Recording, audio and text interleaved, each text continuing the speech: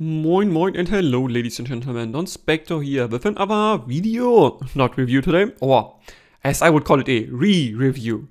In this video series, which I will do if I find some old audio products that I think are potentially still interesting or potentially very uninteresting, depending on how I feel, I will take a look at old audio products and judge them on the current audio landscape, if they are worth it or not, and yeah, what I think about them today.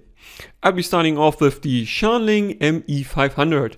One of the IEMs I still have the packaging of, and packaging accessories in short here is actually pretty good. It is easy to remove, it has this cloth flap here. All of the accessories would be nicely oriented and nicely organized. You do get a couple of different ear tips here. They're all okay, they don't have that many differences. There's nothing special here, there's not a spin fit or anything. But you even get two sets of foam tips, and the carrying case, if I find it, comes in this fake leather optic. It's pretty chunky, it's not the most stable as you can see here, and as you can also see with this fake leather, well, here at the front it literally just comes off for whatever reason. So yeah, fake leather, not the best material, but it does stay close well enough, and also the overall orientation here is a bit weird. You have to kind of go in and get things out, and that's why it's basically bent and just holds some more undesirable ear tips for me. So while packaging accessories do hold up, what about the IEM Build? Well, that's one of those things, it's very heavy, it's pretty dense or pretty like hefty chunk of metal you have here. So in that it feels good in the hand, but the comfort is another question I'll tackle next. Also the seams around the whole IEM, as you can see, are noticeable here. They are noticeable to the finger, they are noticeable to the eye, not that great. And also fingerprint magnet. Yeah, so you definitely will need to clean this way more often than you would want, and that is pretty big disadvantage in my books. Fortunately though, this is a two-piece design, so only this part of the shell and this part, so it does overall seem to be pretty rigid and pretty, chunky, as I said, overall. Nozzle on the front here, the mesh is well integrated. In the years I've been using this, it hasn't come off, but it's also a bit difficult to clean, I have to confess, and it is pretty big, and due to the way how it inserts, which brings me into comfort, it's also not the most comfortable IEM, I think, overall. I would wish this nozzle would be like at least a millimeter smaller overall. It just is not the most comfy thing out there. Sorry for the cut here, my LED just died, so I had to give it some energy. And then bring me to the cable. I mean, you can see this is one of the worst cables I've reviewed. I think originally this retailed for like 160 bucks or so. This was overpriced then, and the cable is really, it's something I would expect of an, let's say 30 buck IEM. They are going for, I think this is like 8 very thin cores that are twisted together very intensely. So it kind of is pretty overall tangly. It really loves to tangle up itself.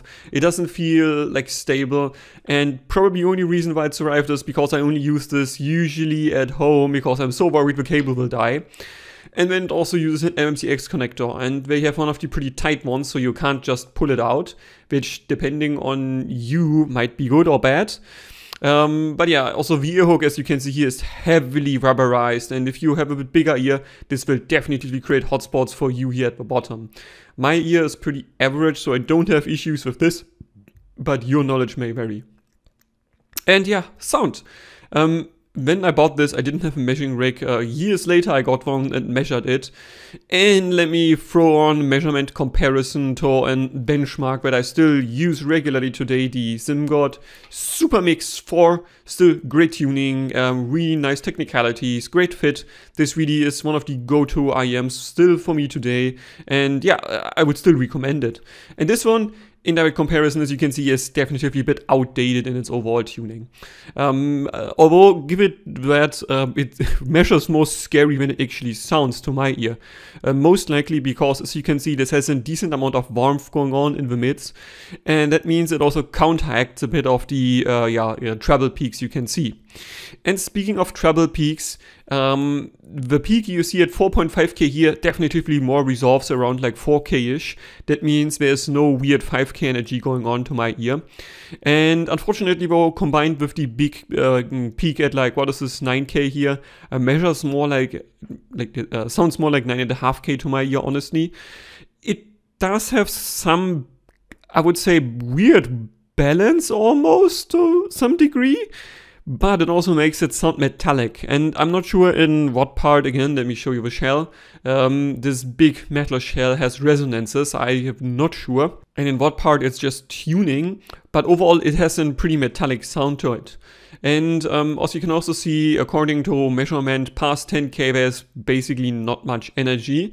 And to my ear actually there is some, but really it's not a lot. And something like the Supermix, which only on my coupler has this bit bigger dip, other couplers show definitely there is a substantial amount of energy.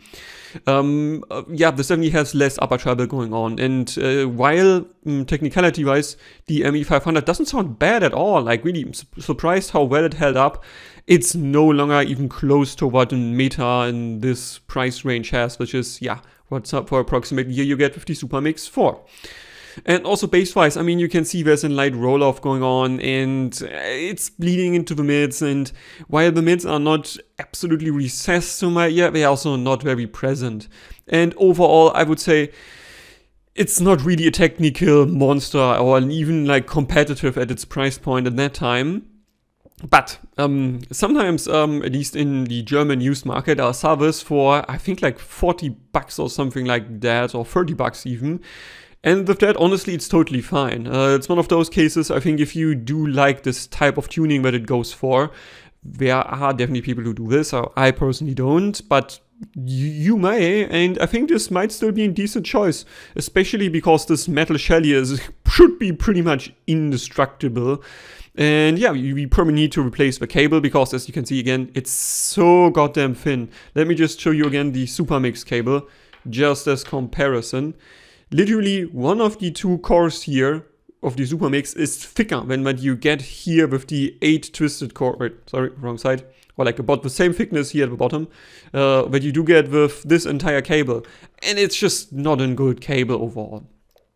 So yeah, hope this was still informative or at least interesting to some. You can definitely see that time has passed, that yeah, cables got better, IEMs got better, technicalities got better, but still, if you got some things that were not like horrible like a couple years ago, it's still usable. It's not great, but yeah, sure, it's usable. And if you find it cheap and you do like the optics of something like this, I think it could still be worth checking out the used market. So yeah, that's it. Hope you enjoyed it. Questions, recommendations, or criticisms, please leave a comment. Donspektor out.